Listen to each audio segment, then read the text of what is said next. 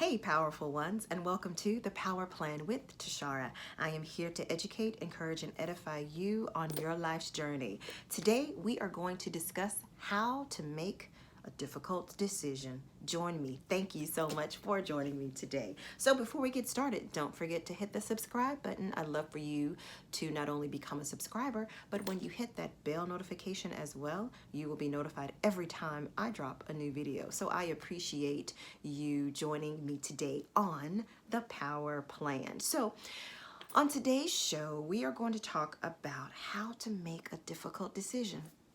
I, for one, know what that's like. A little background. I was married for 19 years, and while married, I was at home with our 4 beautiful children for 17 years. I'm divorced now. It's been 4 years since my divorce.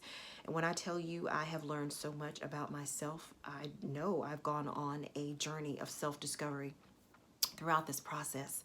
And when I tell you I have experienced every emotion of emotions, of all the list of emotions, I've experienced all of them. From uncertainty, fear, not sure where to go, which way to go, just needing somebody to tell me left, right, feeling stuck, confused, afraid, sad, happy, relieved. I felt all that as well. So I know what you are feeling, what you are going through now, if a difficult decision is before you. So I've gotten a lot of wisdom, like I said, through this transition. And what I started to do was I started to journal all these epiphanies, all of these nuggets of wisdoms, all of these PowerPoints, as I like to call them. And I just started journaling them in my own personal journal. Then that developed into me just putting some positive sayings out on all of my social media platforms. Just something from my own soul for my own catharsis as well, to let others know, yeah, I feel you. Well, that morphed into, hey, me thinking I should write a book. So I've written 2. My first book is Power Moms Persevere, Overcome, Win, Empower, and Restore, a story of 12 moms who found their power to win. I so enjoyed working on this project because it was my first literary project that I was able to kind of really give the readers what they were really curious about. So I will be sure to leave a link in the description below on how to purchase that book. Now, my second book, which is my first solo project, is on Amazon, and it is From Pitiful to Powerful. I love this book because not only is it my first solo project, but it really gives the reader an actionable plan, which is what I needed. Tell me step 1, step 2, step 3. How do I do this? That question is answered in this book, From Pitiful to Powerful. I will also leave a link below to purchase that book as well. So that is my story. So on today's show, again, we're going to talk about how do I make a difficult decision. The most common question that I got when I got divorced was, Tashara, how did you do that? How did you go from being at home, 4 kids, no job, not working for so long, to leaving? How did you do that?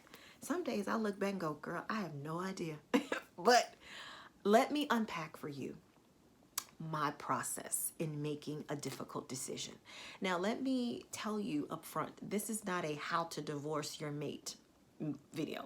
No, I love marriage. I believe in marriage, and I more than likely will be married again one day. So please understand that is not my heart. My heart is to help you navigate just whatever difficult decision is before you. Difficult decision with your children, money, a job, health, housing. Oh, there's so many difficult decisions that could present themselves to us. So this is a process, a repeatable process. That's how you know if it's good. Can I repeat it in any situation? This is that process. It's a repeatable process that you can put any difficult decision through and come up with your right answer. So, how to make a difficult decision. Step 1. Believe it or not, you must get quiet. I know, sounds like an oxymoron, doesn't it? You must get quiet and get still. That is step one. When I think about the difficult decision that was presented before me, should I stay or should I go? Before I got still, let me describe to you what the environment was like prior to that. I was going to counseling, both individual and couples counseling. I was talking to mentor couples, talking to friends and family. I felt like, when I look back, like like I was chasing rats. That's the best way I can describe it. Like I'm running after some wisdom. Tell me what to do. I don't know what to do. This is what's going on. I have no clue. What do I do? What do I do? What do I do? Eventually, I got tired. I got tired of talking about it. I got tired of talking to other people about it. Step one, had to get still and get quiet. What that literally means is I just stopped talking about it. In a sense, I let it go. I did. I let this quote unquote heavy, difficult decision go. I stopped wrestling with it inside, internally, emotionally. I stopped gnawing my fingernails and my tummy about it. You know that feeling. I let it go. And what that looked like is, not only did I stop talking about it, I literally had to stop thinking about it and just go on about my daily life at that moment. That's step one. Very closely on the heels of step one is step two. When I did get quiet, that's when I heard my answer. Now, step one, you must get still and get quiet. Stop thinking about it. Stop talking about it. I know what you're feeling. I know you're like, Tashara, what are you talking about? This decision is right before me. It's like a freaking lion right before my eyes. What are you talking about? I have to stop thinking about it. I know, but you can. I did.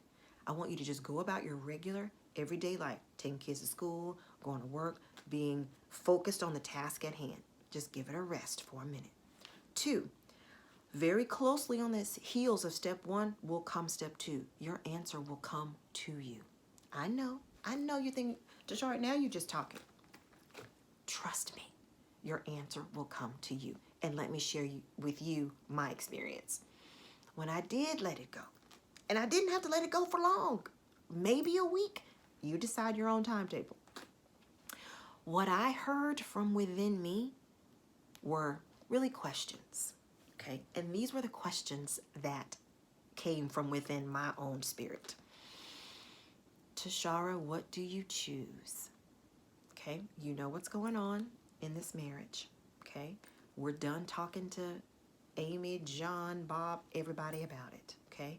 You have been given some inherent power to make a decision. Now, what do you choose? If you choose to stay, look at yourself in the mirror, look at yourself in the eyes and say, I, Tashara, am choosing thus and so. If you choose to go, look at yourself in the mirror and say, I, Tashara, am choosing thus and so, okay? So on the heels of step one and step two, your answer will come from within, okay? I know that sounds really airy-fairy and woohoo. Trust me. Just try it. You have to try it for yourself. You just have to. When you get quiet, you turn your attention away from the quote-unquote problem or difficult situation and get still. What you are allowing, you are making space. You are giving room for this power within you to rise up to direct you, okay? Let's say my difficult decision was a difficult marriage, stay or go. What I ended up doing is I ended up literally, prior to me getting still, because of course I'd done all this, asking myself questions. If I stay, this is what I'd have to deal with. If I go, this is what I have to deal with. What situation is before you? Look at both sides of it. If you stay, if you take this course of action, these are the pros and the cons. If you take this course of action, these are the pros and the cons, okay? You do that in step one, okay? Or prior to step one, let me say that. After you go through all that analysis, step one is to get still. Step two is that answer is going to come from within you.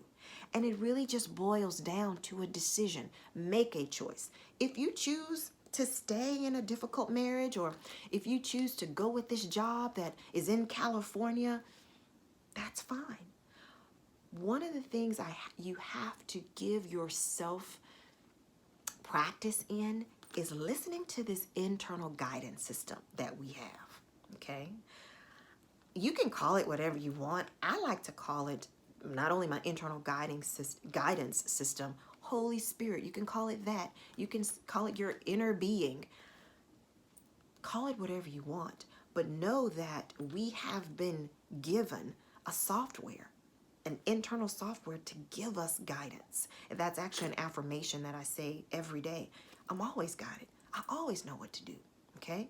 I'm still presented with situations. I normally don't like to call them now difficult situations because it's just a choice. Yes or no, in or out. I'm going or I'm not going. I'm staying or I'm not staying, right? But prior to step one, when all of that emotional turmoil, okay, I found that that was tiring, extremely tiring. I just got tired of it, which is why I say step one, get still, get quiet. Closely on step two, your answers will come to you. They will. Just give them some time by getting quiet, taking a break from whatever this situation is, okay? So step two is your internal guidance system will present you the answer. And again, I know how you're feeling. You're thinking, Tashara, you're just talking for the sake of this video. I promise you I'm not. The only thing about this particular process, especially step two, is I can't do it for you. In the personal training world, they say, I can't do your push-ups for you. This is something that I'm going to really encourage you to do for yourself. Because when you do rely on your own internal guidance system, it's like a muscle. You will get stronger. You will be more adept at listening and hearing and following that internal guidance system. In any situation where I'm asked for my advice, I'm asked to coach someone, I'm always going to give you my story, my experience. I just want you to not only hear my story, but also to let you know that I feel you. I do. But two, I'm always going to encourage whomever is asking me for this advice, I'm going to ask you to rely on this power that you have. Now, I understand the importance of having mentors, of having a trusted circle, your brain trust, even a counselor. I understand that. But at the end of the day, these persons who are in your corner, their true leadership ability will be whether or not they encourage you to take the helm of your own decision-making power. True leaders do that. True leaders don't tell you what to do all the time. They don't. True leaders empower you to find this power within you and use it. And that's exactly what we're doing today, okay? So step one, you're going to get still. You're going to get super quiet. You're going to turn your attention from whatever decision is before you. You're just going to go about living your regular daily life, going to work, going to the grocery store, raising your children, and you're going to take your focus off of it. I know you think I'm weird. Whatever. Try it. Step two, when you do make this space now available by turning your attention from it, your answer will come from within. And I want you to trust that answer. Yes, you're going to say, but I don't know. Is that the right decision? But if I do this, okay, now you're going back to wrestling with it. Get still, step one. Listen to the inner guidance, okay? Step two. Step three, follow through. Follow through on whatever your internal guidance system has given you, knowing that you are not alone, okay? That's step three. Step three is following through, also knowing with the confidence that you're not alone. I like to, again, call that faith. Active faith is what I really like to call that. And I understand we each have our own belief systems. We each have our own way of processing life. There is an element of faith, believe it or not, in your everyday existence. You have faith when you hop in that car to drive to work. You have faith that I'm going to get there safely. You don't know how. You're going to go about your daily routine, your daily route, and you're going to hope, have faith that you get there, right? So this whole faith talk, it really isn't as airy-fairy as you may want to believe it to be. You actually exercise faith every day. You actually exercise active faith in everything you do. When you get to work, you're actually going to perform a set of activities and processes with the hope of getting paid. Am I correct? No, that's just active faith. You are exchanging your time for money, okay? So step 3 is you are going to follow through on that internal guidance system, on that decision by active faith. You are saying to yourself, this is the decision that I am making, knowing that I'm not alone and that the best outcome will occur from this decision. Period. And believe it or not, that process starts over all the time. It is not it's not a process that ever ends. Period. When I'm making this video, okay, I'm going through those steps as well. I had to get quiet, all right? Had to listen to that internal guidance system, and I had to follow through in actually recording this video, knowing that it's all gonna work out, knowing that my message is going to be effectively communicated to educate, encourage, and edify those who tune in. So let's be very, very clear. This whole talk about listening to your internal guidance system and faith and active faith, you actually do it every day. You may want to call it something else, but you really do it every day. So don't let the words either turn you off or build up any resistance within your own spirit. You do it all the time. So how do we make a difficult decision? 1, you get quiet. You get quiet by turning your attention away from whatever decision is before you, okay? And you go about your daily life, okay? You have already done the emotional turmoil. Should I stay? Should I go? Should I move? Should I not? You've already done all that.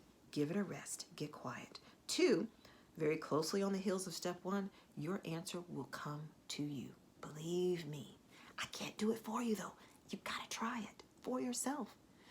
Your answer will come to you. Step 3, make a decision, choose a course of action, and follow through with active faith, knowing that you're not alone and knowing that this outcome will be for your good. And guess what? Process starts all over with whatever decision that you have before you. So you now know my process for making a difficult decision. You can leave the word difficult out. It's really a process for making a decision, period. We decide if something is difficult or not. What I'm learning is I don't put an adjective before. This is just a decision before me. What are you going to do, Tashara? So I hope you have been educated, encouraged, and edified today on the Power Plan with Tashara. And remember, you are as powerful as you choose to be.